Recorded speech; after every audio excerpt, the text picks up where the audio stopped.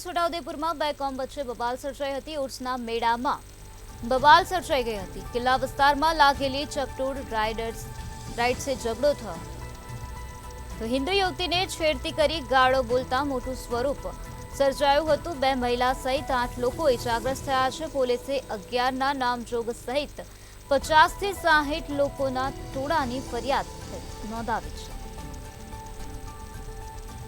છોટાઉદેપુરમાં ઉર્સના મેળામાં આ પ્રકારે બબાલ સર્જાઈ ગઈ હતી। બે કોમ વચ્ચે બબાલ સર્જાઈ ગઈ હતી ત્યારે કિલ્લા વિસ્તારમાં લાગેલી ચકડોળ રાઇડ્સને બાબતે ઝઘડો થયો। હિન્દુ યુવતીને છેડતી કરીને ગાળો બોલતા આ બબાલે ઉગ્ર સ્વરૂપ ધારણ કર્યું હતું, જેમાં બે મહિલા સહિત 8 લોકો ઇજાગ્રસ્ત થઈ ગયા હતા। ત્યારે આ સમગ્ર મામલામાં પોલીસ મથકે ફરિયાદ નોંધાવવામાં આવે છે। હાલ આ સમગ્ર મામલામાં પોલીસ દ્વારા વધુ કાર્યવાહી હાથ ધરવામાં આવે છે। તો ઉર્સના મેળામાં આ પ્રકારે બબાલ સર્જાઈ ગઈ હતી, જેમાં બે મહિલા સહિત 8 લોકો ઇજાગ્રસ્ત થઈ ગયા છે। તો આજ મુદ્દે વધુ માહિતી આપવા માટે આપણી સાથે સંવાદદાતા સલમાન મહેમાન જોડાઈ ગયા છે। જે સલમાન, છોટાઉદેપુરમાં રાત્રે ઉર્સના મેળામાં બે કોમ વચ્ચે બબાલ સર્જાઈ ગઈ હતી, શું છે વધુ વિગત? બિલકુલ, આપણે જણાવ્યું કે છોટાઉદેપુર નગરમાં ગઈકાલે એક દરગાહ હતી, ત્યાં ઉર્સનો મેળો યોજાયો હતો, જ્યાં બે કોમ વચ્ચે બબાલ સર્જાઈ હતી। ખાસ કરીને ઉર્સમાં જે રાઇડ્સ સહિત જે ચકડોળ જે સહિત રાઇડ્સ આવી હતી, ત્યાં ઝઘડો થયો હતો।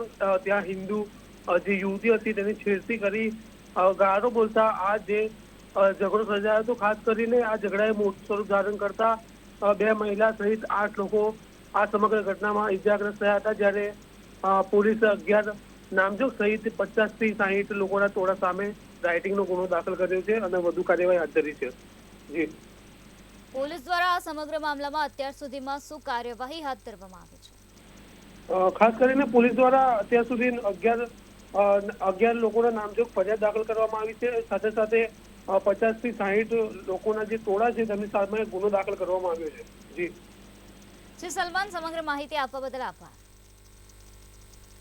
આ પ્રકારે રાત્રે ઉર્સના મેળામાં બે કોમ વચ્ચે બબાલ સર્જાઈ ગઈ। આ બબાલની ઘટનામાં 8 લોકો ઇજાગ્રસ્ત થઈ ગયા હતા। ત્યારે પોલીસે હાલ આ સમગ્ર મામલામાં ફરિયાદ નોંધી છે અને આ સમગ્ર મામલામાં પોલીસ દ્વારા વધુ તપાસ હાથ ધરવામાં આવી છે।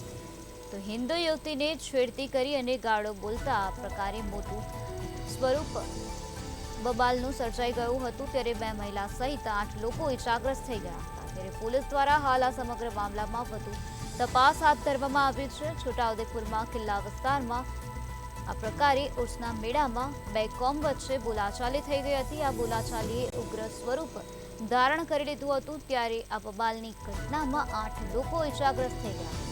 ત્યારે આ બનાવ અંગે પોલીસને જાણ કરાતા પોલીસ ઘટના સ્થળે પહોંચી હતી અને પોલીસ દ્વારા વધુ તપાસ હાથ ધરવામાં આવી છે।